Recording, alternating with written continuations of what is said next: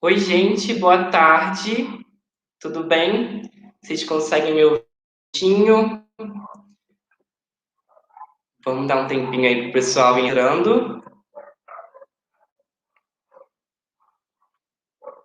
Então, gente, fazendo uma apresentação de quem eu sou. Meu nome é Maurício, eu tenho 20 anos, sou estudante de Química da UFJF.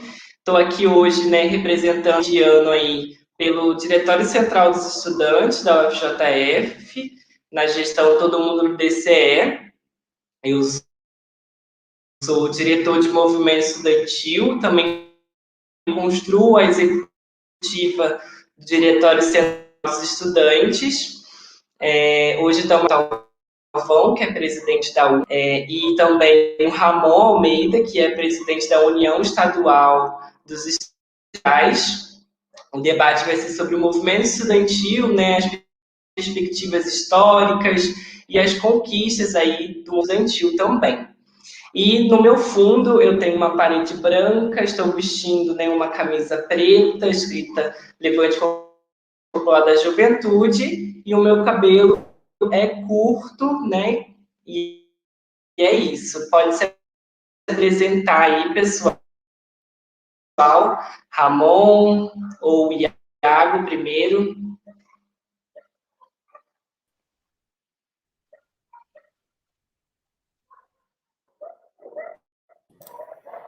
Bom, vou lá então. Bom, pessoal, boa tarde a todas e todos aí. Agradeço o convite da turma da UFJF, do Diretório Acadêmico de Pedagogia, do DCE. Enfim, é um prazer poder estar aqui com vocês. E, bom, vamos aí para o debate. Meu nome é Iago, mais uma vez, né, sou estudante de Economia na USP, estou representando aqui a Uni enquanto presidente.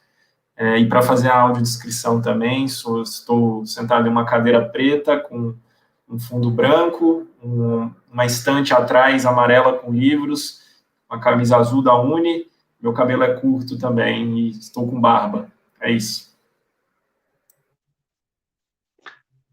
Oi, gente. Meu nome é Ramon Almeida, sou estudante de História. Estou como presidente da União Estadual dos Estudantes aqui de Minas Gerais. E para fazer a audiodescrição, eu estou de camisa azul, sou um homem branco, tenho cabelo castanho, barba, ambos curtos. E atrás de mim, uma parede com uma estante de livros da tonalidade roxa. Show, show, galera. Então, nesse primeiro momento, a gente separou aí uma fala de 30, 25 minutos, né, para cada representante aí da sua entidade.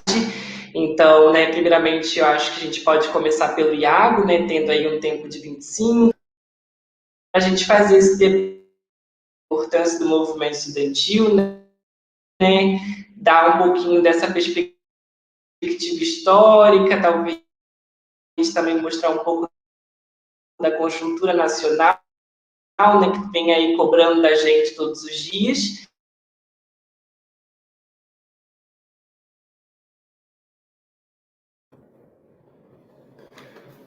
Bom, boa tarde mais uma vez, né?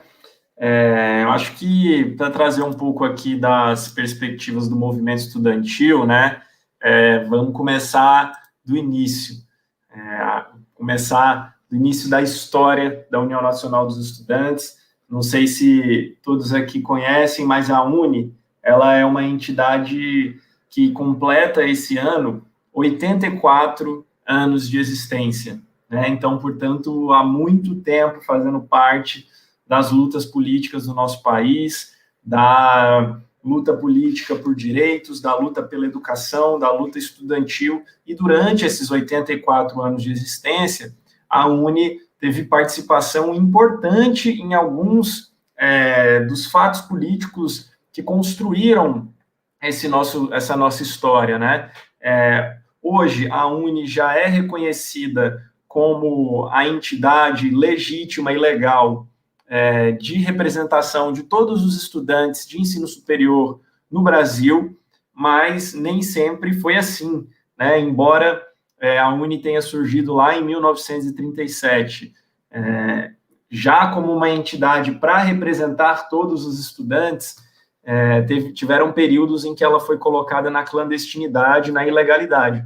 Mas assim que a UNE surgiu, primeiro em 37, com o objetivo de organizar a luta dos estudantes por moradia, por políticas de assistência estudantil, por direitos estudantis, ela foi se consolidando também como um movimento social de intervenção na luta política geral, né? E que, por esse ímpeto de luta da juventude, de participar de todos os espaços, de todos os canais de mobilização, ela começou a também se envolver em lutas mais gerais, né, do povo brasileiro. E uma delas, já logo no início da sua fundação, foi a luta contra o nazifascismo, em que os estudantes organizaram uma campanha para que o Brasil entrasse na guerra contra o nazifascismo, né? E aqui no Brasil os estudantes enfrentaram também os integralistas, ou seja, desde aquele período já havia uma preocupação ali do movimento estudantil da defesa da democracia, da luta contra o fascismo.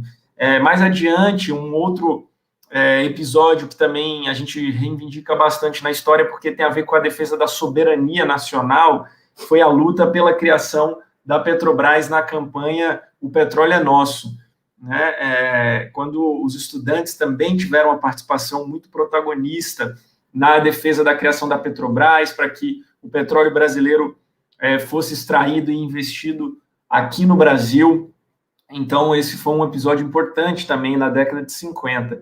Na década de 60, a luta pelas reformas de base, né, em que a UNE teve participação importante não só para somar junto aos outros movimentos sociais, mas para, de fato, elaborar uma das principais reformas, que era justamente a reforma universitária, em que se propunha um novo modelo de universidade que tivesse a serviço do povo, que tivesse em diálogo com a sociedade, com os problemas sociais, com a solução daquilo que é necessário para a vida do povo, né? E que uma universidade que tivesse participação, democracia, autonomia, e que os estudantes também tivessem direito a discutir os rumos da universidade, né? Foi aí, por exemplo, que surgiu a greve de 1/3, em 1963, quando os estudantes paralisaram com o objetivo de reivindicar participação nos conselhos das universidades e também na eleição dos reitores.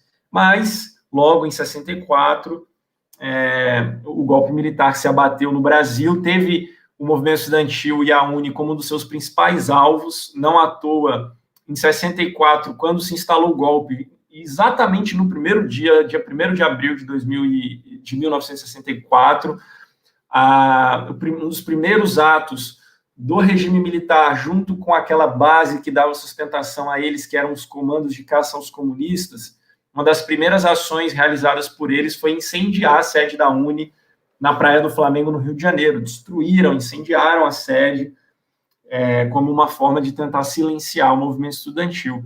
E dali em diante foram muitos os ataques, as perseguições, muitos estudantes, lideranças que foram assassinados, inclusive. Um dos nossos ex-presidentes, que foi o Ernestino Guimarães, que foi eleito escondido presidente da UNE, né, porque não podia fazer congresso, mas quando encontraram o Ernestino, o assassinaram e o levaram, enfim, o seu corpo nunca foi encontrado, né? Então foram muitos dessas lideranças estudantis, e só em 79 a UNE se reorganiza, consegue fazer um congresso em Salvador, junta os estudantes, e aí de fato se reorganiza e coloca de volta ativa a UNE, mesmo diante ainda de perseguições, etc., mas consegue se recuperar. E só em 85 é que a UNE volta efetivamente à legalidade, né? Que é quando se sanciona a lei que reconhece a UNE, os DCEs, os centros acadêmicos e as UES como entidades legais de representação estudantil. Então, essa é a lei que vale até hoje. E daí em diante foram muitas outras lutas, né? O Fora Collor, a luta contra as privatizações na década de 90, a luta contra o Provão, a luta pelo acesso à universidade, que na década de 2000 levou as lutas pelo ProUni, pelas cotas, pela expansão das universidades e institutos federais, a luta pelo Enem, a luta pelo SISU e que hoje se mantém como lutas, né, pelo Plano Nacional de Educação, que hoje se mantém como lutas que têm como objetivo final a democratização e o acesso à universidade para todos e para todas, e uma universidade forte, com investimento e que esteja a serviço do Brasil. Né? E nós conseguimos muitos avanços importantes, passamos a ter mais filhos da classe trabalhadora na universidade brasileira através desses programas que eu falei, e que, desde o golpe até aqui, vem sofrendo ataques recorrentes, e o financiamento da universidade é um exemplo disso, porque desde 2016 há uma redução drástica no orçamento da universidade brasileira, há um ataque aos direitos estudantis, e cada vez mais um sufocamento da organização estudantil nas universidades privadas, que é onde nós temos muita dificuldade de atuação, porque as reitorias e administrações muitas vezes não aceitam essa organização, e uma série de ataques que a gente vem vendo nos últimos governos que por aqui passaram, desde o Temer, que veio com um elemento central aí, que foi o teto de gastos, que já impõe, e que hoje a gente está sentindo, né, muito gravemente o que significa esse teto de gastos, porque todo ano que passa é mais corte na educação, é mais corte na universidade. Esse ano nós tivemos um corte imenso no PNAES, na assistência estudantil.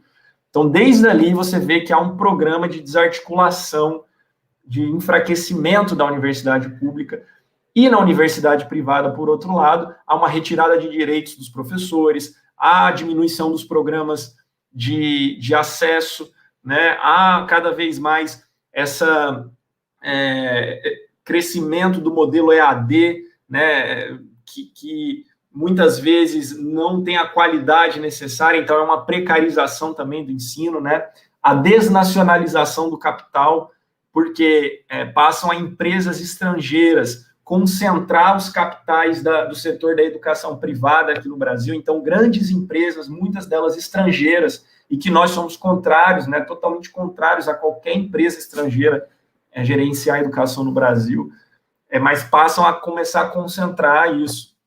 E nesse período agora de governo Bolsonaro, bom, vocês já devem estar bastante cansados de ouvir falar, mas é sempre importante reforçar, né, que a educação tem sido um dos alvos prioritários do governo Bolsonaro. A gente tem aí 2 anos e meio de governo e absolutamente nada de positivo tendo sido produzido no Ministério da Educação.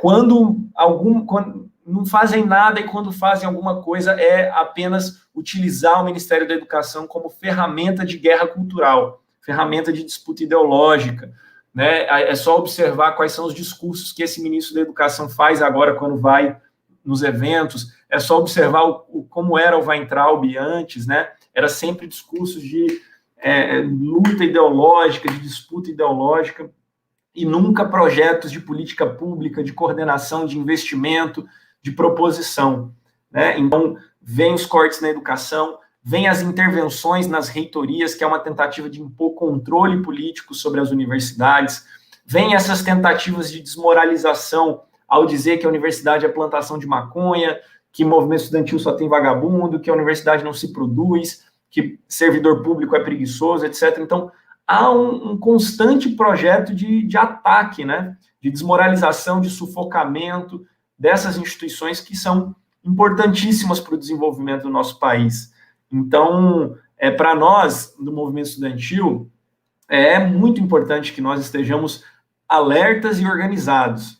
Primeiro, para defender a nossa universidade, para defender a nossa educação, mas também para defender o nosso direito de expressão e de organização, nossa liberdade de organização. Porque não é menor que esse governo, desde o início, também tenha feito vários gestos de autoritarismo, seja no discurso ou na prática. E hoje, por exemplo, aconteceu mais um episódio desse tipo de autoritarismo, que a Polícia Federal intimou a presidenta da Associação dos Povos Indígenas do Brasil, que a Associação dos Povos Indígenas do Brasil, que organiza essa luta contra os ataques ao meio ambiente, à demarcação de terras, né, e que foi intimada pela Polícia Federal hoje por atacar, por criticar, por lutar contra as ações e iniciativas do governo Bolsonaro. E isso já tinha acontecido, por exemplo, com o youtuber Felipe Neto, isso já tinha acontecido, já tinha sido preso aquele militante em Brasília, o Rodrigo Pilha, que também levou adiante denúncias de tortura, de violência na prisão, né? Então é muito grave o que está acontecendo, essa perseguição, então nossa luta também é pela democracia, pela liberdade.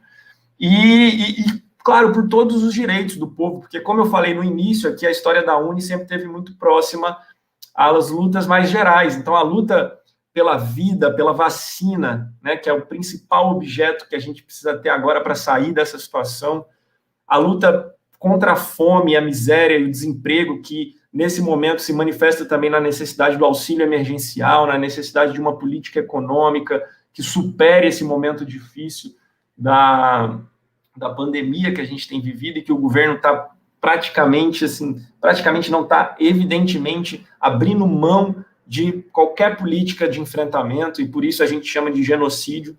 Então, portanto, a nossa luta hoje é por aquilo que nós conseguimos consolidar na nossa palavra de ordem, na jornada de lutas, que é vida, pão, vacina e educação, e fora Bolsonaro. É a derrota desse governo para que nós tenhamos alguma perspectiva de avanço no nosso país e que o nosso povo possa ser salvo, porque 400 mil mortes não é brincadeira, não é de jeito nenhum qualquer coisa, não podemos naturalizar, e essa luta é muito, muito importante. E aí eu encerro aqui, como já vi aqui a mensagem da Patrícia, já vou até responder rapidinho, porque ela falou que ela é aluna do curso de Pedagogia AD na UFJF, e talvez eu não tenha me feito entender exatamente, Patrícia, mas é justamente o que as universidades privadas fazem ao mercantilizar o ensino à distância e ao expandir sem qualquer qualidade ou sem qualquer organização, é justamente banalizar o ensino à distância, né?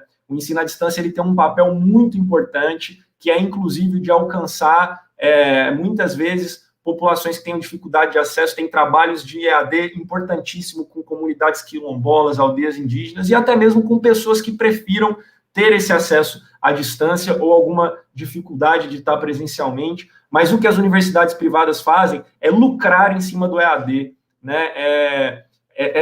Construir cursos sem a qualidade mínima para oferecer para os estudantes, banalizando o ensino à distância, para poder reduzir os seus custos e ampliar os seus lucros. Então, é muito diferente, na minha opinião, o que as universidades federais oferecem, os programas de ensino à distância, que são absolutamente importantes, do que faz a mercantilização das universidades privadas ao oferecer o ensino à distância e até os próprios cursos presenciais, sem critérios mínimos de qualidade, de atenção ao estudante, apenas para que possa se obter lucro, né? Então, essa mercantilização da educação é que é o grande problema. De fato, evidentemente, não é o ensino à distância o problema, mas a forma com que se expandiu de maneira precária e mercantilizada esse fenômeno do ensino privado.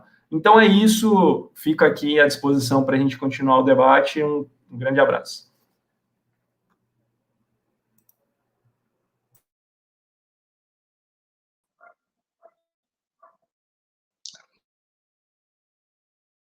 Obrigado, Iago, pela fala e por mostrar também a União Nacional historicamente aí sempre travou debates muito importantes, né? Mobilizou aí os estudantes de todo o Brasil para lutar pelo povo. Precisa de uma universidade que seja do povo, né? E agora, né, o Ramon, que ele também é presidente da União Estadual dos Estudantes aqui de Minas Gerais, né? Trazendo aí um pouco dos elementos, né, da conjuntura estadual e as lutas também que já foram travadas e mobilizadas. Pode colocar. Obrigado.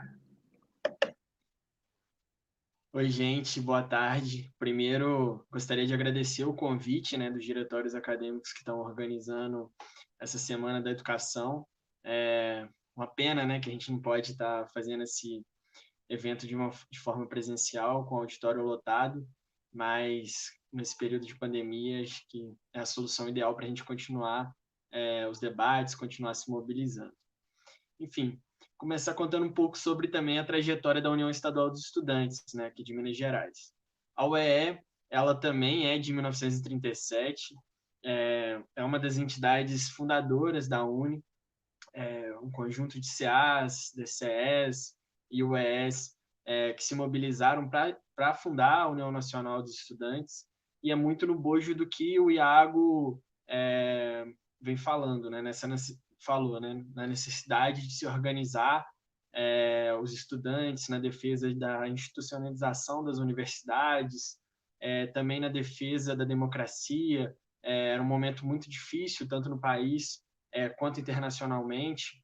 A gente tinha um avanço do nazifascismo na Europa, do imperialismo, e os estudantes tinham muito esse anseio de se organizarem para estarem defendendo a democracia e também para organizar melhor, né, o ensino superior no Brasil.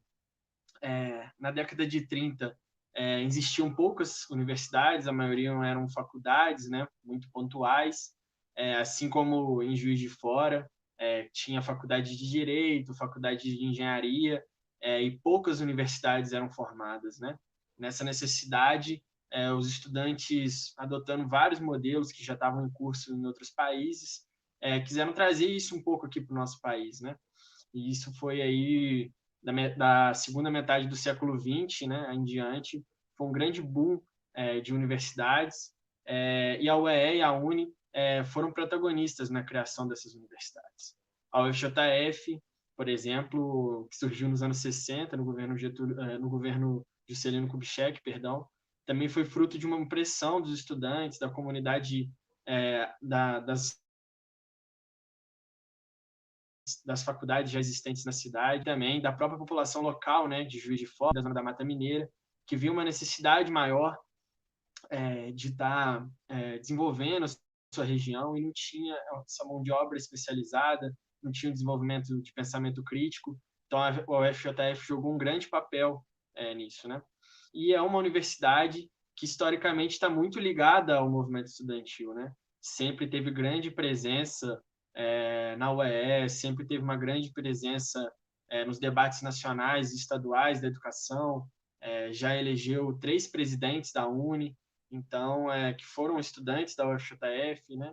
Então, é uma cidade que sempre dá sua contribuição muito grande e que agora, né, já joga um outro papel com o campus de Governador Valadares, tem uma presença cada vez maior no país, deixou de ser apenas um polo local, mas também virou uma grande referência nacional, né, da educação.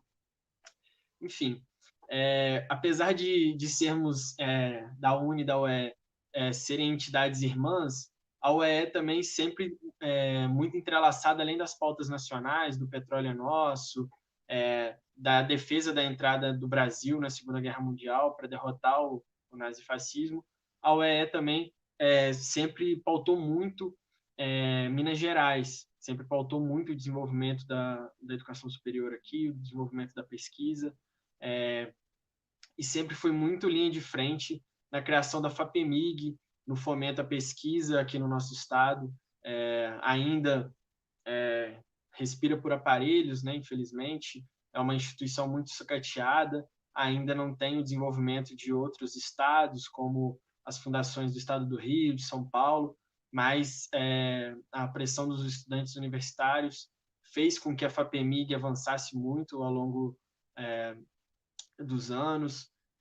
Também esse processo, além de ter jogado um grande papel no processo de criação, né, das universidades federais, também jogou um grande papel na criação das universidades estaduais aqui de Minas Gerais, que ainda, né, são muito tímidas, não jogam o papel que deveria jogar no estado que é Minas Gerais, desse tamanho, né?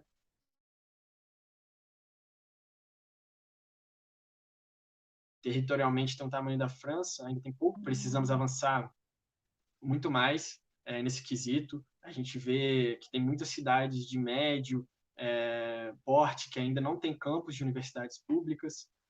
A UENG, muitas vezes com dificuldade de se estruturar. A gente vê, por exemplo, em Barbacena, né, cidade próxima a Juiz de Fora, que a UENG funciona dentro de um batalhão da Polícia Militar, né? Isso atrapalha muito o desenvolvimento do pensamento crítico, a organização dos estudantes, então ainda se tem muito o que fazer. A UEE também sofreu um grande impacto com a chegada da ditadura militar brasileira. Foi uma das primeiras organizações junto à UNE a entrar na ilegalidade. Ela foi cassada, sua sede foi tomada pela ditadura militar, ainda não foi, inclusive, devolvida. Os seus membros foram cassados, todos aqueles que faziam parte da União Estadual dos Estudantes tiveram, mesmo que os que conseguiram se afastar da militância e não serem presos, ficaram proibidos de exercer qualquer tipo de cargo público, ficavam sendo vigiados. Então, foi um período muito difícil para o nosso país, mas principalmente para a organização universitária, né? Um período de grandes sombras para a educação brasileira. Mudamos e retrocedemos muito na maneira que a gente pensava as universidades, pensava as nossas escolas, e isso foi de um grande impacto para a gente. A UEE, ela demorou muito a conseguir se reerguer, né? Assim que ela foi destruída nos anos 60, os estudantes mineiros conseguiram reorganizar ela apenas no final dos anos 90, apesar de continuarem jogando um grande papel nacional, seja atuando na UBS, na UNE. A gente teve essa dificuldade de voltar a estadualizar as nossas lutas aqui, e a gente vem construindo a UEE ininterruptamente de 99 até agora. Nesses últimos 20 anos, a gente passou por um processo muito bom de expansão, né, das universidades públicas, principalmente as federais, e isso tem um impacto muito positivo aqui em Minas. É o estado com o maior número de instituições federais de ensino superior. Então, o processo de reúne, de expansão das universidades públicas trouxe muitos bons frutos. A nossa comunidade acadêmica triplicou de tamanho. Por exemplo, na UFJF a gente teve ganhos estruturais muito positivos, como construção do ICH, construção do ICE, fora a criação de vários programas de mestrado, de doutorado, vários laboratórios foram criados nessas últimas décadas, e tudo aquilo que parecia ser um crescimento linear, que a pesquisa mineira, que as universidades mineiras continuariam avançando, começou a sofrer grandes ataques, como o Iago trouxe aqui para a gente, principalmente no governo Temer, né, que com a questão do teto de gastos inviabilizou o funcionamento de muitos setores dentro das universidades, atingindo principalmente as pesquisas, os programas de auxílio e permanência estudantil. Isso se agravou muito mais com a chegada do governo Bolsonaro. Hoje, por exemplo, a gente tem a UFJF sofrendo muito. Recentemente surgiu aí para a gente a notícia da demissão, né, de uma grande parcela de funcionários terceirizados, que contribuem muito com a universidade. A gente vê os auxílios que já vêm caindo absurdamente, cada vez mais ladeira abaixo, também diminuindo bastante, e a gente fica pensando como que vai ser a universidade pública, como que vai ser a UFJF nesse pós-pandemia.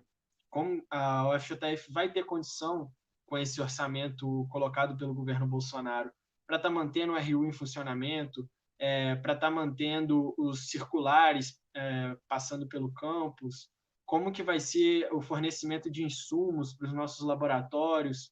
A gente vai continuar fazendo pesquisa dentro da universidade. Isso está tudo muito comprometido, justamente no momento que as universidades mostram o papel que elas jogam no combate à pandemia, né? A UFJF, por exemplo, é responsável por uma grande parcela da vacinação da população de Juiz de Fora, tem uma série de pesquisas envolvendo o tema, desenvolve equipamentos de proteção individual para os profissionais da saúde, faz a testagem de uma grande parcela da Zona da Mata e do Campus das Vertentes. Então, fica evidente, acho que não resta nenhuma dúvida a importância social que a UFJF joga na nossa cidade, né? Ela é fundamental, mas para o governo federal parece que a universidade não vale de nada, né? E isso também é a nossa luta, né? O nosso dever da UEE, da União Estadual dos Estudantes aqui de Minas Gerais, colar também isso ao Zema, que parece muitas vezes, né? Por mais que o governador do nosso estado, o Bolsonaro comete tantas atrocidades que a gente, em alguns momentos, deixa de falar do Zema, mas o Zema é a pessoa que ignora a existência das nossas universidades estaduais, que sufoca a FAPEMIG. Acho que quem está acompanhando a live aqui com a gente com certeza sabe da importância que a FAPEMIG tem para o desenvolvimento de pesquisa, para o papel que ela já jogou dentro da UFJF, no Instituto Federal do Sudeste de Minas, enfim, em várias instituições do nosso estado. E hoje ela trabalha com orçamento irrisório, que basicamente paga a sua folha salarial e joga um papel muito pequeno no desenvolvimento de pesquisa no nosso estado, né? E um estado que já é atrasado no desenvolvimento de ciência, de tecnologia e de inovação. Então, isso joga um peso muito grande sobre as nossas costas, sobre o futuro, né? As próximas gerações extremamente comprometidas. Hoje, aqui em Minas, o número de pessoas que chegam na universidade começou a diminuir drasticamente. O número de pessoas também que chegam nos programas de pós-graduação diminui bastante. E a gente está aqui numa semana de educação. Acho que sonho da maioria dos estudantes aqui é desenvolver pesquisa, é fazer mestrado, é fazer doutorado.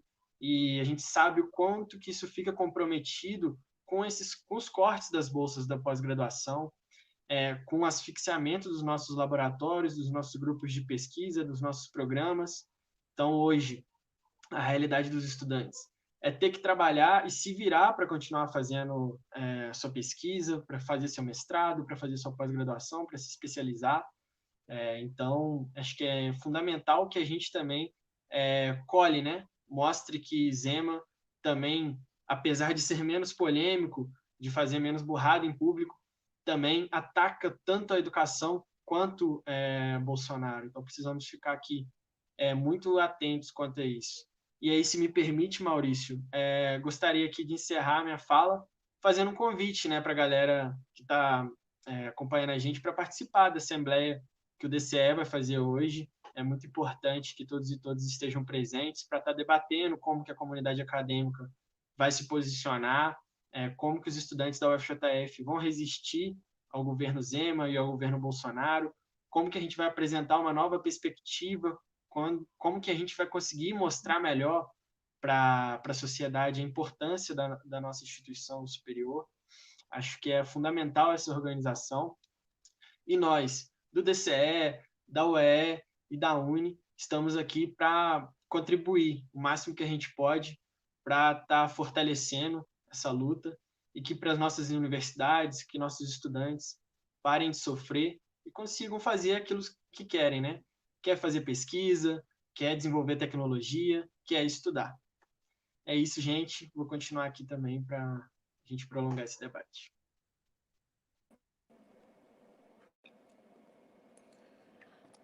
Olá, tudo bem, Ramon?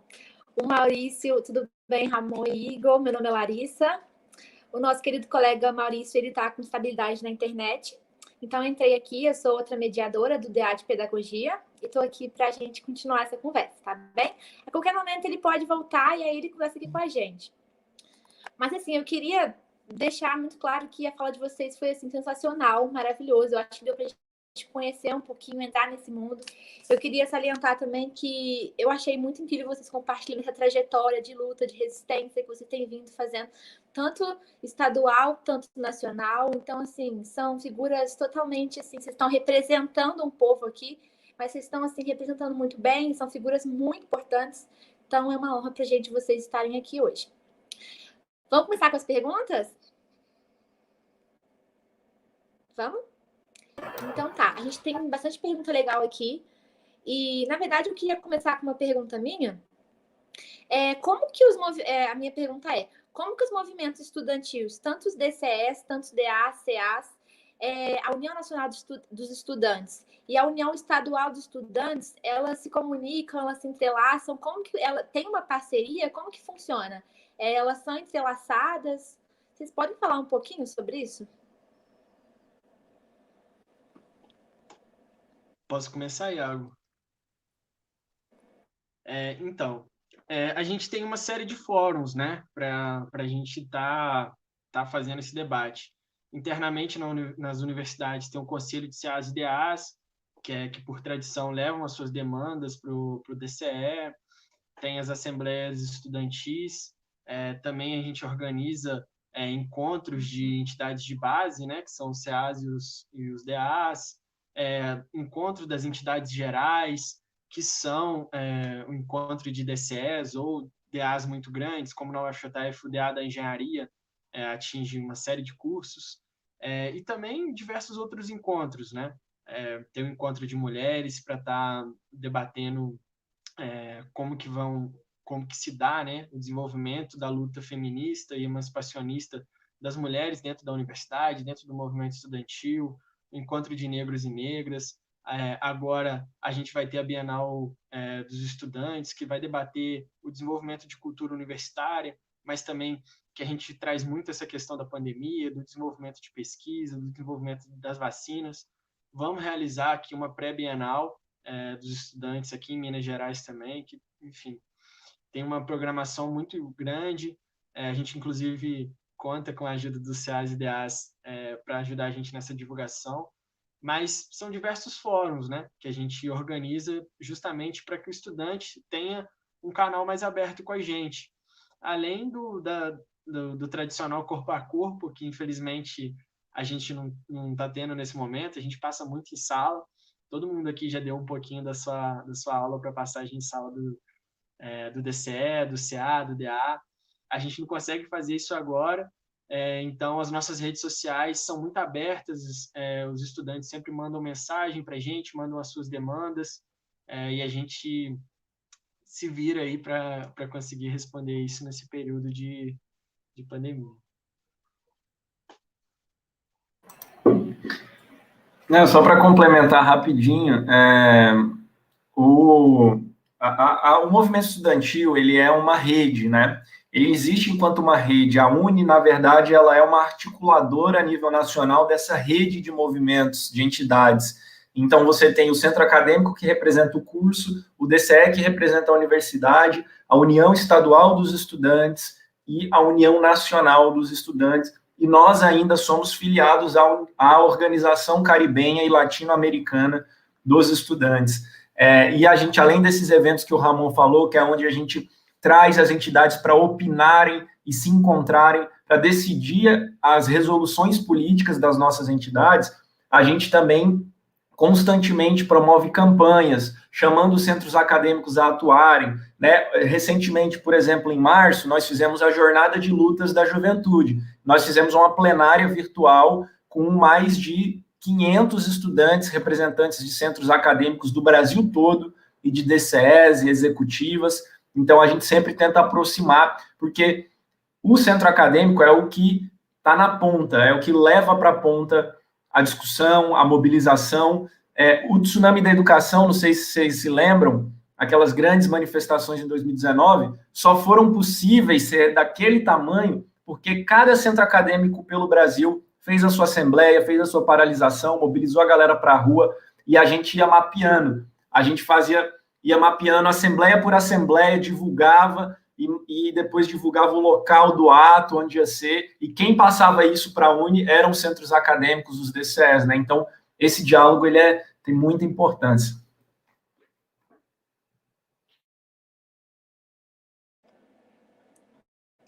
Muito obrigada.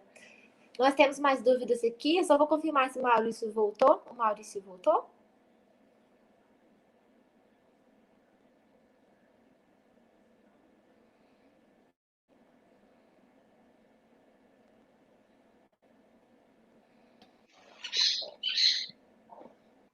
Oi, gente. Não sei se vocês conseguem me ouvir, mas a minha muito instável, com muita dificuldade, assim, de conexão aqui em casa.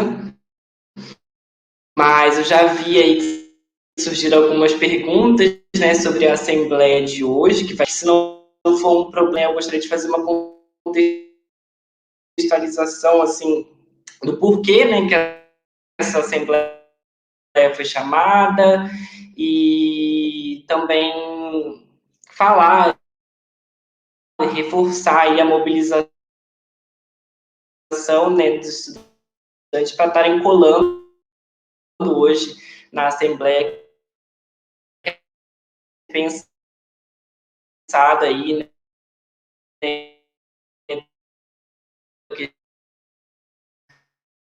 metodologia, como que vai se dar,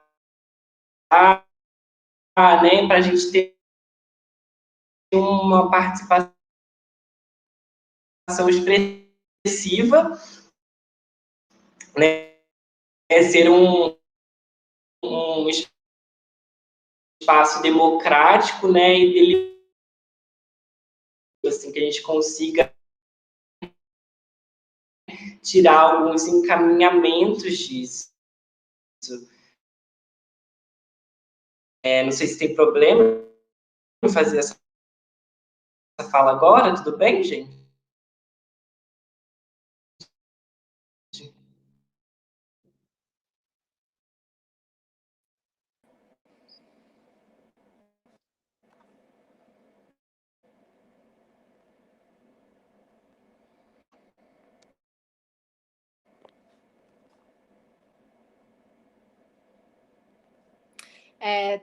Voltei. Vou ficar aqui porque, infelizmente, isso acontece, né? A instabilidade, ela tá aí, o Maurício tá tendo problema. Assim, peço até perdão para vocês, nossos convidados, queridos convidados, mas, assim, não foi planejado, mas acontece, tá? Então, eu vou continuar aqui com vocês e com muita alegria e com muito prazer nós vamos continuar as perguntas. Bom, a segunda pergunta, assim, só salientando, né, que o Maurício falou, não sei se deu para vocês entenderem, mas, assim, a fala dele foi maravilhosa. E continuando então, outra pergunta. Como começar a se envolver com o movimento estudantil quando entra na universidade? Uma pergunta de um dos nossos ouvintes. Bom, agora acho que eu posso começar, e aí o Ramon completa. Eu vi aqui, acho que é Semi, né, que fez essa pergunta. Eu acho que a gente tem várias formas, né, de incentivar esses estudantes e que são, eu acho que aqueles que têm maior interesse, né, maior probabilidade de fato se interessar, porque o calouro ele chega muito interessado por tudo que acontece na universidade, querendo descobrir, né, e eu acho que é sempre importante para nós do movimento estudantil, os centros acadêmicos, os DCEs, organizar boas caloradas, boas recepções de calouros, que mostre para esses estudantes a importância do movimento estudantil, né? Então, quando o calouro entra, ele ainda talvez não entenda, muitos às vezes vêm do Grêmio, da escola, outros não pegaram muito essa lógica, então, para que eles entendam por que existe o centro acadêmico, né? Por que existe o DCE, quais são as conquistas que os CAs, os DCEs, a UNE, a UE já tiveram, né? Como que um CA é importante na vida dele, por exemplo, para poder promover um debate sobre o currículo do curso, ou eventualmente a ausência de algum material que o curso precise, de algum livro, de algum problema nas salas, ou algum problema com algum professor, e é o centro acadêmico quem intervém, quem consegue lidar com essas situações, que consegue trazer melhorias para o curso, do ponto de vista do estudante. Então, receber esses estudantes com as caloradas, com debates que apresente para ele essa importância, é muito importante. Outro elemento que eu acho é a gente conseguir se comunicar bem. Então, ter boa comunicação nas redes sociais, ter, às vezes, algum jornalzinho, alguma coisa assim que fale sobre o que a entidade fez, o que a entidade conquistou, das lutas que participou, para a galera ir se interessando, achando legal, falando, pô, que interessante, o Centro Acadêmico fez isso, achei legal, vou participar. Então, trazer as conquistas, né? A gente tenta sempre comunicar aquilo que a gente traz, e, claro, chamar esses estudantes, convocar, sempre tá falando com a galera para chamar para as mobilizações que vão ter, porque quando alguém participa de uma mobilização e essa mobilização dá resultado, por exemplo, os estudantes que foram para as passeatas do Tsunami da Educação, você chega naquela passeata, já é uma coisa, um sentimento assim indescritível, né? Muito, muito forte. Aí quando você vai e depois você consegue recuperar os recursos da universidade pós essa mobilização, aí o sentimento é ainda mais forte, porque o estudante que foi, ele vai se sentir parte daquilo e vai ver que é importante. Então, participar das mobilizações é uma forma muito importante de incentivar os calouros a se envolverem no movimento estudantil também. Acho que o Iago foi bem completo, mas para quem não participa do CA, do DA, acho que assim, podem ficar bem à vontade de mandar mensagem, tenho certeza que a galera das gestões vão ser muito receptiva, a galera sempre é muito tranquila para estar apresentando, né, como o CA funciona, como o DA funciona, e na outra ponta, para quem está na gestão, o movimento de buscar novas pessoas é sempre muito importante, né? Essa ponte de diálogo, principalmente com quem está entrando na universidade agora, é fundamental, porque a gente sempre brinca que senão toda gestão acaba, né? Todo mundo vai formando, todo mundo vai começando estágio, vai pensando outras coisas, e se você não traz novas pessoas para dentro da sua gestão, acaba que a entidade vai acabando. Por sorte, o movimento estudantil na UFJF é muito forte, muito tradicional. Os próprios professores buscam incentivar bastante, a maioria dos professores busca incentivar o movimento estudantil, até porque joga um grande papel dentro da universidade, né? E todos e todas reconhecem o que os CAs, os DAs fazem, os DCAs fazem. Os CAs participam de conselho de curso, de reunião do colegiado, de reunião de instituto, o DCE indica os conselheiros para estar debatendo tudo no conselho superior, no conselho de graduação. Então, devido a esse papel, né, que os estudantes jogam dentro da universidade, essas entidades por si só acabam ficando muito vivas, né? Mas quem não participa ainda, tenho certeza que não vai se arrepender em somar a luta do movimento estudantil, em ajudar na construção do seu DA, do seu CA, e tem tarefa para todos os gostos. Tem gente que gosta mais de ajudar na comunicação, tem gente que gosta de ir mais nas reuniões de departamento, de organizar festa no pós-pandemia, né, que a gente espera poder conseguir fazer novamente. Então, o CA, ele engloba todos e todas, todos os gostos, tudo tem a sua tarefa dentro do CA. Obrigada, Iago. Obrigada, Ramon. Eu amei as dicas, os conselhos. Eu acho não, espero que o DA de Pedagogia a gente aplique alguma dessas dicas. Chamar mesmo a atenção até mesmo dos calouros, né? Que são pessoas que geralmente estão assim animadíssimas, porque a gente pega os veteranos aí, às vezes estão desanimados, estão cansados, e nessa fase final de formar, e é muito interessante essa dica. Muito obrigada. Seguindo para as perguntas, a Jane pergunta assim: por que chegar à universidade para reivindicar movimentos estudantis? Posso começar, Iago, agora? Então, a gente busca a construção de uma universidade cada vez melhor, né? Seja ao longo da nossa graduação, ou seja para as próximas gerações de estudantes que vão chegar depois da gente. Infelizmente, como a gente está num momento de muitos ataques, a gente busca também manter inúmeras conquistas, né? Que a comunidade acadêmica tem. Hoje, se a gente continuar com cortes cada vez mais progressivos dentro da universidade, a gente não vai conseguir mais almoçar e jantar a 1h40, a gente não vai mais ter o circular que vai levar a gente para o RU, e andar da FACED até o RU não é legal, andar do ICH até o RU também não é legal. Então, construir o movimento estudantil, buscar o movimento estudantil, é defender a universidade, é defender o desenvolvimento da educação, defender o desenvolvimento do senso crítico, que os cursos da educação tanto debatem, que é defender o pensamento crítico, e também defender o pós-formatura, né? Porque também o movimento estudantil sempre é muito atuante em questões como a valorização dos professores, luta contra o escola sem partido, que a gente sabe que, na verdade, é um ataque aos professores, na verdade, escola com muito partido, né? Mas de um partido só, de um partido que busca perseguir os professores.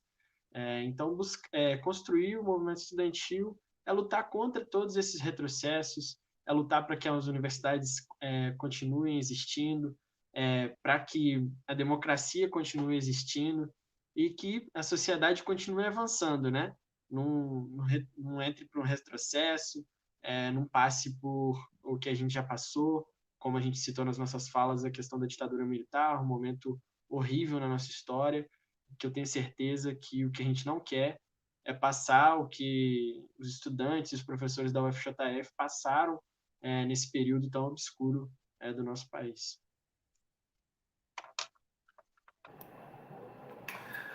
Bom, a Jane, né, que fez essa pergunta.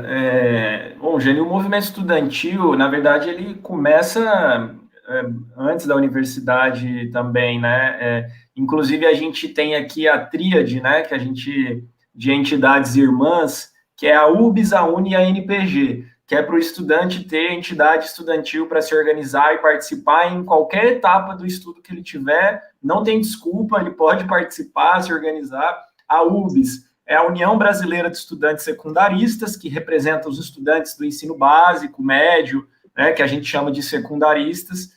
Na graduação, no ensino superior, é a UNE, e na pós-graduação é a NPG, a Associação Nacional de Pós-Graduandos, que também tem as APGs, né, as associações de pós-graduandos nas universidades. A UFJF tem uma também, e o pessoal se organiza nas lutas da pós-graduação.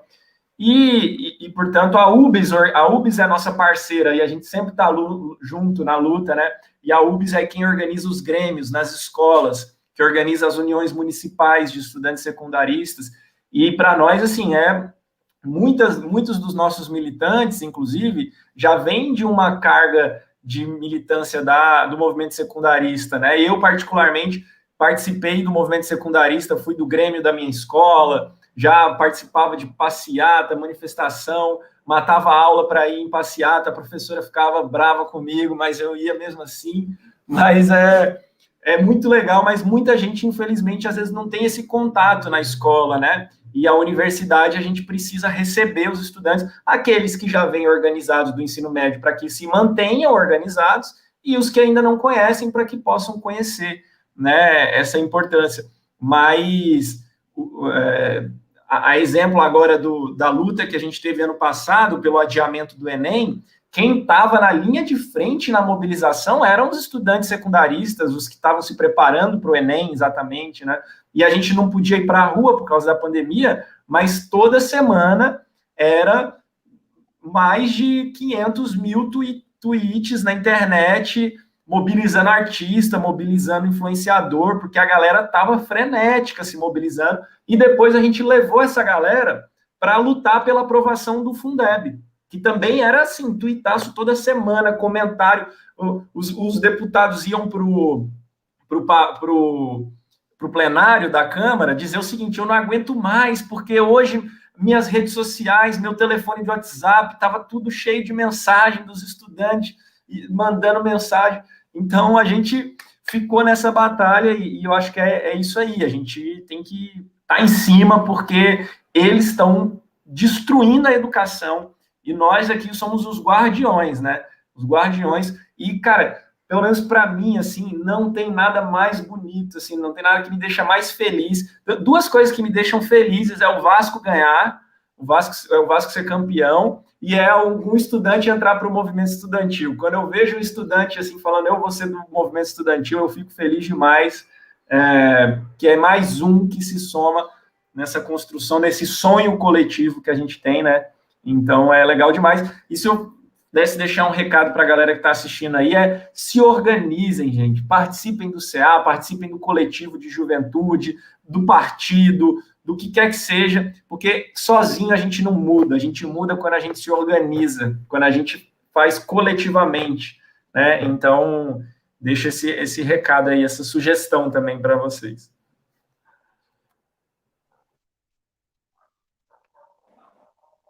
Obrigada, Ramon. Obrigada, Iago.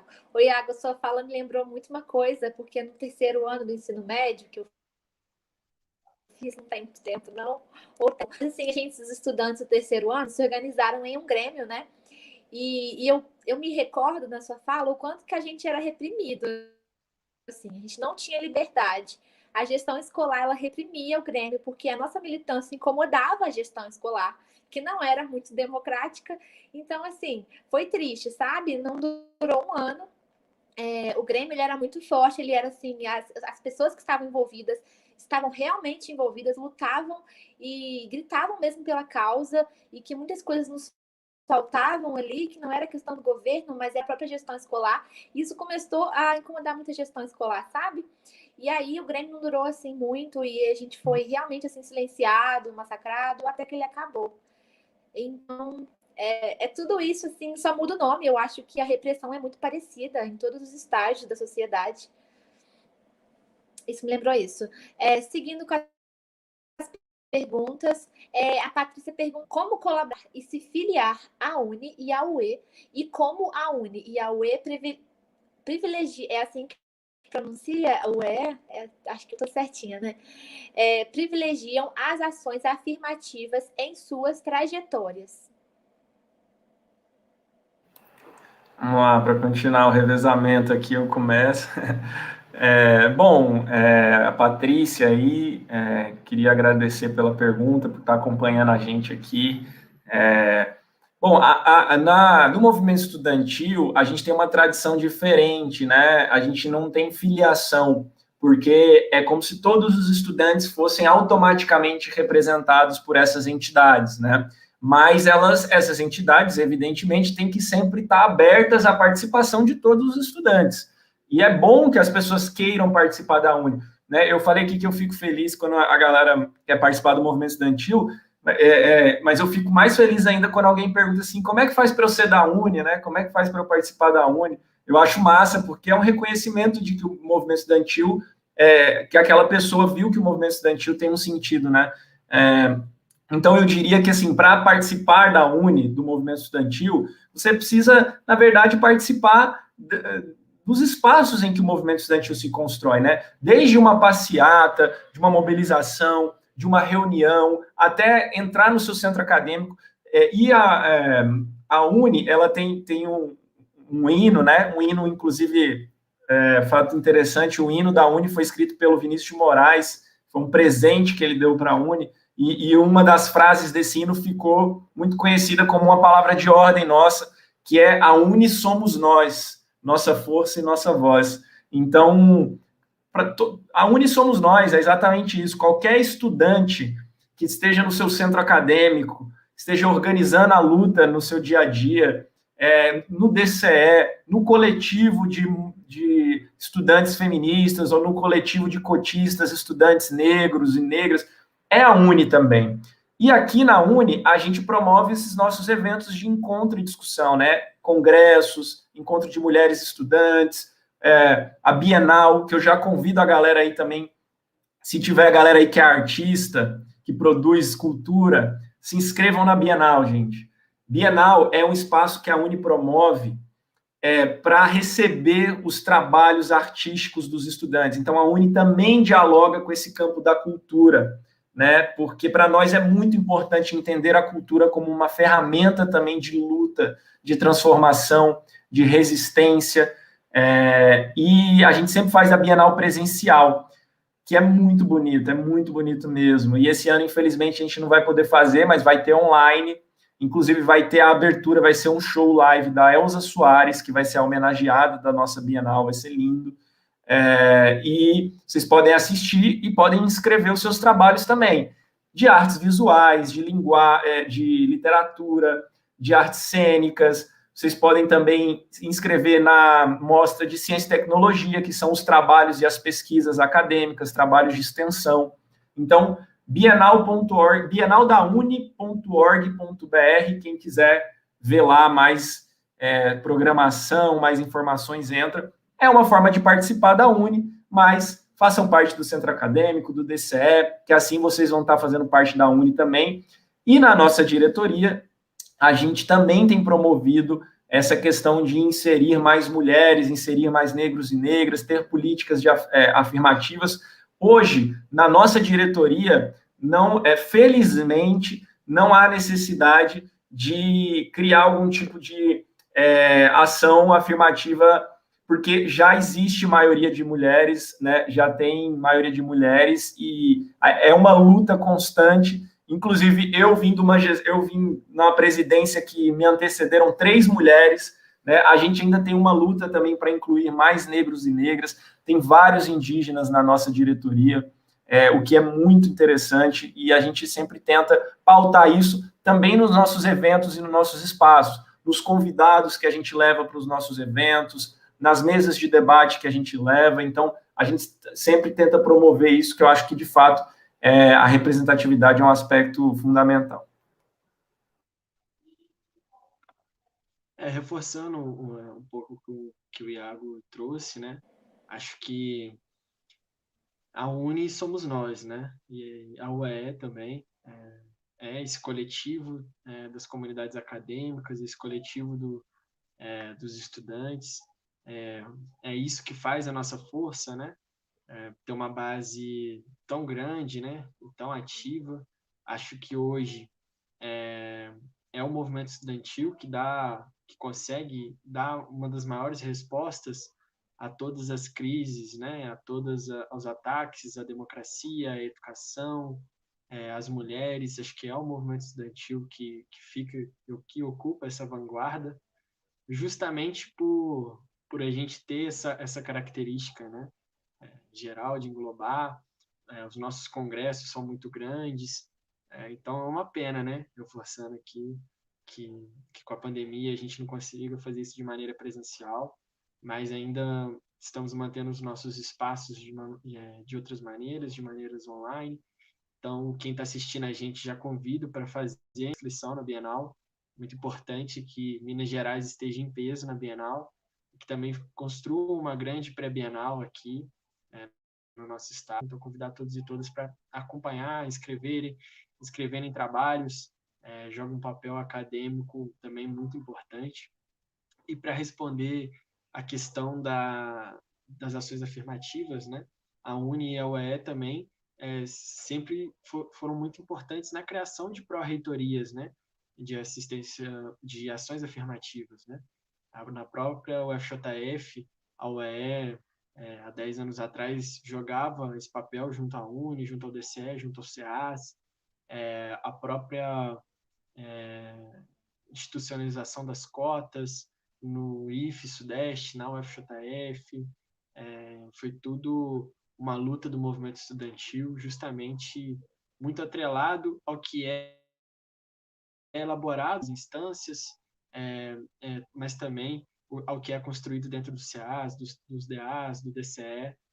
Acho que isso tudo vem, né, com muita força da base, vem com muita força da universidade, e as nossas instituições são o reflexo disso.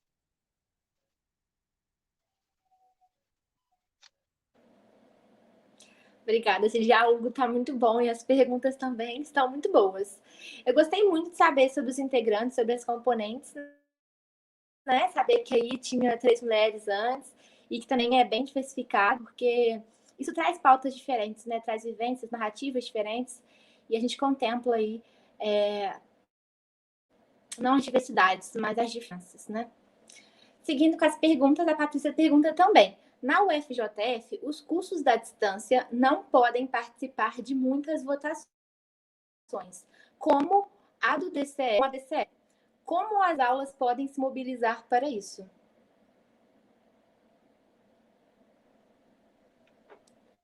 Então, historicamente... As aulas, eu acho. provavelmente. Historicamente, as eleições da UFJF são feitas de maneira presencial, né? Sempre teve um debate muito grande se essa eleição também fosse estendida para o SIGA, algo do tipo, mas também a gente sempre achou que seria uma eleição muito fria, né? Como a gente diz, uma eleição que seria muito difícil mobilizar os estudantes.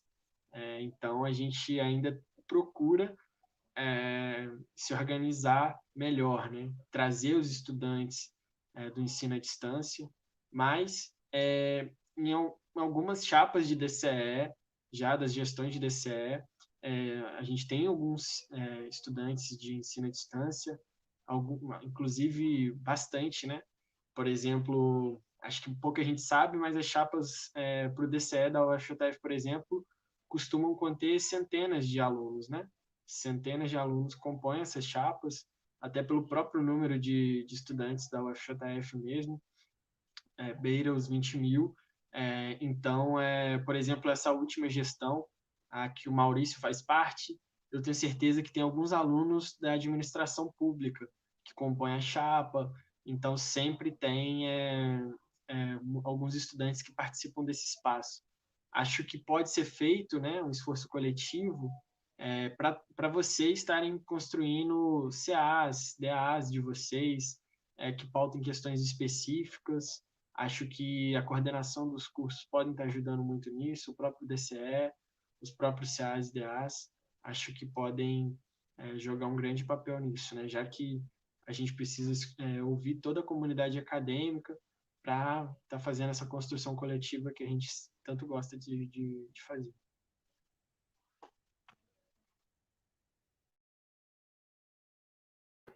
Eu acho que sobre esse tema aí o Ramon já esclareceu muito bem, é um assunto muito pontual, tô com ele.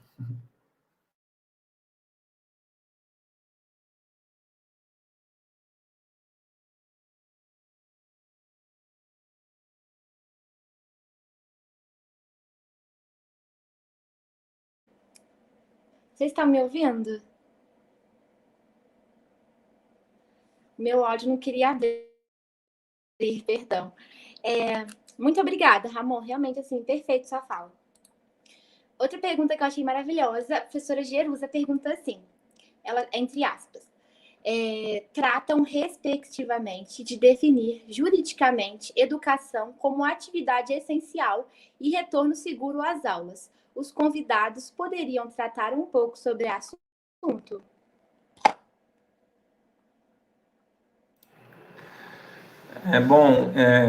Agradeço aí também a professora Jerusa pela questão.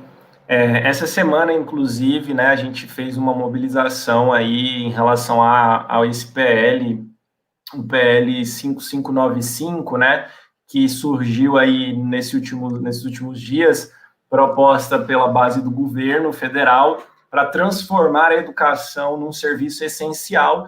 E aí, quando você ouve isso, né, parece muito bonito, a educação é um serviço essencial, ninguém discorda disso e tal, legal. A questão é que serviços essenciais na pandemia não podem ficar parados. Então, o objetivo deles não é, de fato, transformar a educação em algo essencial para ter o tratamento essencial com que merece, mas é justamente usar isso como uma desculpa para retornar às aulas presenciais imediatamente.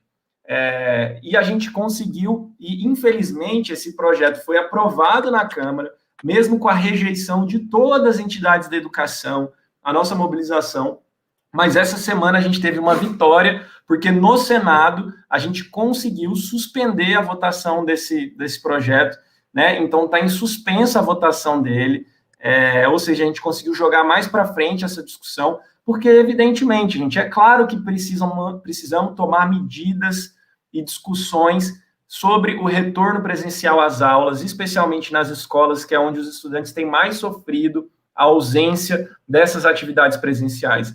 Agora, é claro também que essas coisas não podem ser feitas de forma apressada, atropelada, porque reunir cotidianamente centenas de pessoas numa escola e juntando isso, né, milhares, milhões de pessoas nas escolas e universidades, é claro que isso vai gerar um impacto muito grande no número de contaminações e as pessoas que estão nas escolas vão ser as primeiras a serem afetadas por isso, né?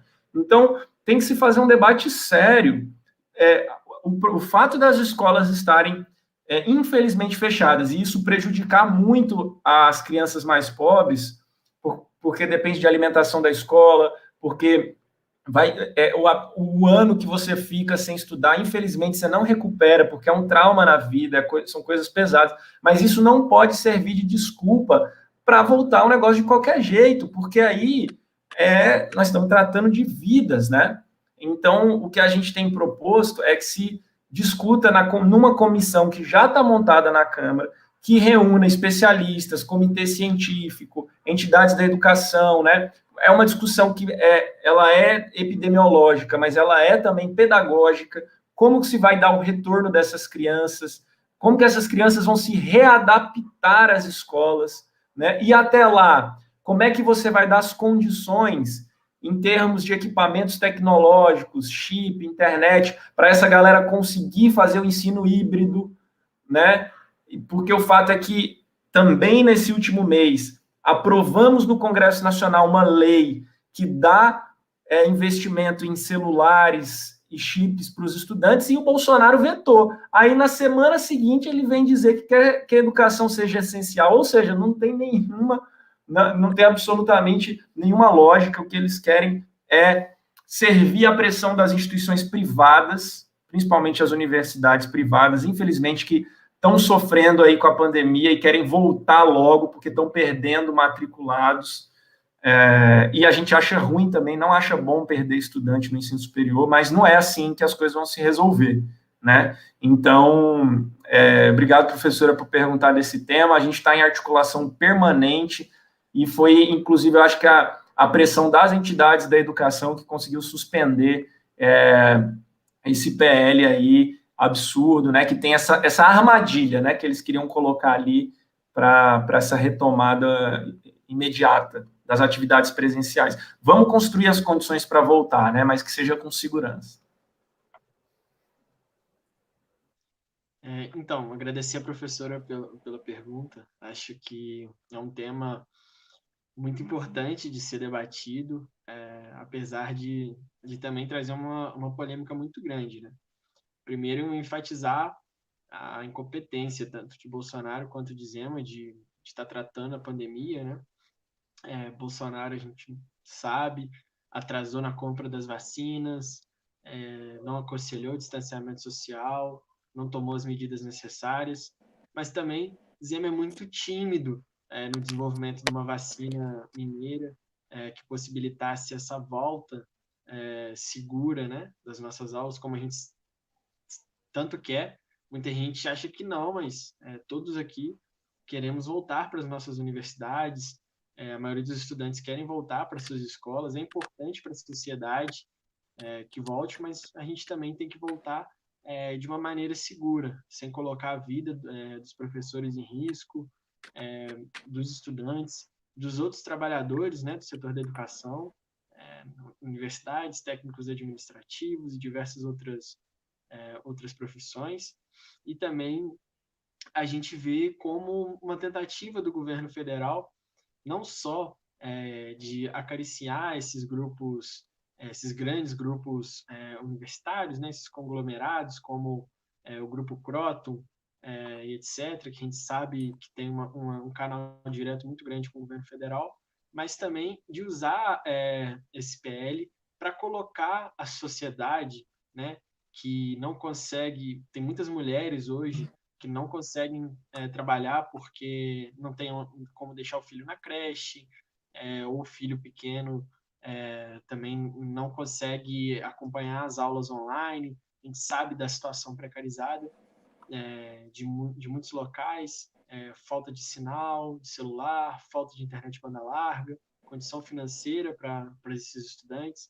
Então, é também uma tentativa de colocar esses pais que estão extremamente desgastados, que estão vendo os filhos estagnados no seu processo de ensino-aprendizagem, contra, né, os sindicatos que representam os professores, contra as entidades de representação dos estudantes, que o que a gente quer não é que as aulas não voltem, mas que elas voltem de uma maneira segura, adequada, no seu momento certo, que dessa propriedade acadêmica, e que analise, né, com muita ciência, um momento adequado. A gente sabe que o Brasil tem um tamanho continental, então tem locais, a pandemia se desenvolve de diferentes maneiras, né, com as suas regionalidades, tem locais com escolas e universidades muito mais estruturadas, então tudo isso tem que ser levado em conta, e não é com uma canetada do Bolsonaro, do Zema, que essas aulas têm que voltar sem a devida segurança sanitária para isso.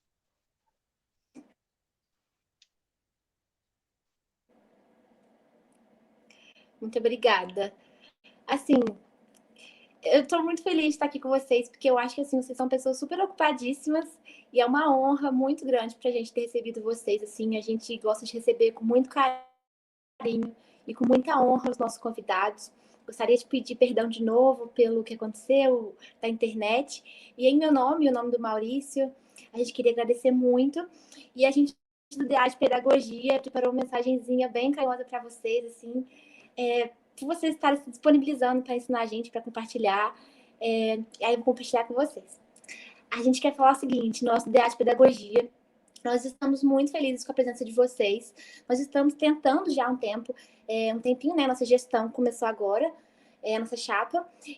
Nós estamos tentando levar mais movimento estudantil para o curso de pedagogia. E, inclusive, o nome da nossa chapa eleita de pedagogia é Nossa Voz, porque nós acreditamos que é possível unir todas as vozes do curso e reivindicar o que for necessário. O nosso curso tem muitas mulheres, trabalhadoras, negras, mães, e nós sabemos como é importante acompanhar e construir as atividades do movimento estudantil, além de tirar a visão distorcida que muitas alunas têm sobre o movimento, que às vezes é tratado pela mídia como algo ruim, como a Jane mesmo, né, ela compartilhou no chat. E eu queria ressaltar ainda, finalizando nossos agradecimentos, que o pessoal está elogiando muito aqui no chat, agradecendo, as perguntas foram ótimas. Então, assim, muito obrigada, Ramon e Iago, pela disponibilidade. O DA de Pedagogia da UFJF está sempre aqui, disponível para vocês. Quando precisarem de apoio, contem conosco. E muito obrigada.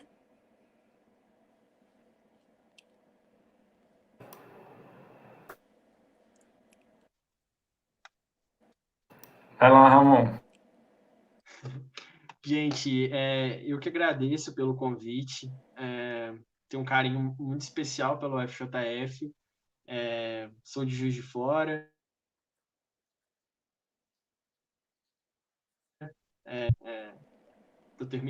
Terminei agora uma graduação na UFMG. Em breve vou voltar para a UFJF. Mas, então, tenho um carinho muito grande. Sempre convivi com as gestões do DA da Pedagogia. Enfim, sempre foram colegas muito presentes, né, em conselhos de CEAs e DAs, nas lutas em defesa da educação na cidade. Então, é um prazer estar aqui, foi muito bom. Espero de verdade que vocês tenham gostado e que aí animem a dividir as trincheiras aí das batalhas com a gente, da UEE, da UNE, com o DA de Pedagogia, enfim. Tamo aí, gente. Um abraço.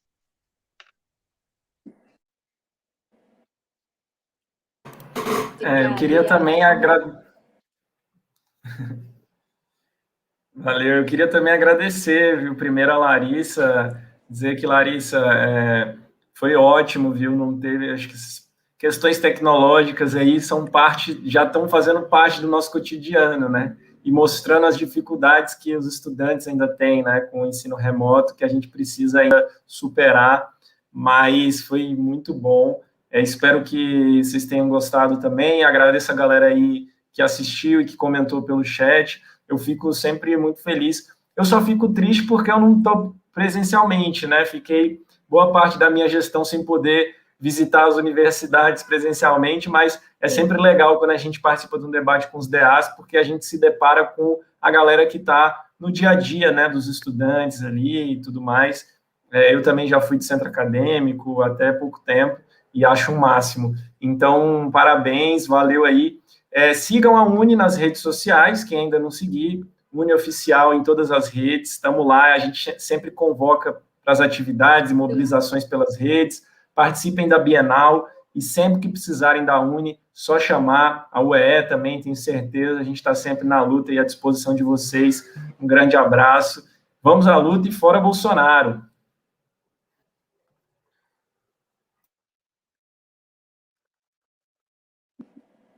É isso aí. Só lembrando da nossa assembleia agora, do DCE aqui da UFJF, vai acontecer agora às 19 horas, vai ter transmissão online pelo YouTube e também vai ter a transmissão pelo Zoom, né? Não é isso, Ramon?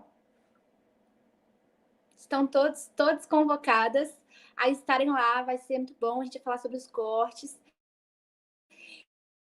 E é isso, semana a gente tem mais uma live agora, às 19.